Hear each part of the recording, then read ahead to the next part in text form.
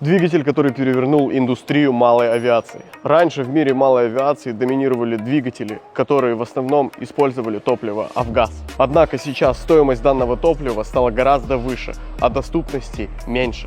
А ремонт и эксплуатация стала дороже, что сильно удорожило стоимость летного часа. Но появился двигатель, который летает на обычном бензине, простой в обслуживании и гораздо дешевле. А на этом экземпляре установлен двигатель Rotax 916, который производит 160 лошадиных сил, летает на обычном бензине и на преодоленные 260 километров тратит около 20 литров обычного бензина.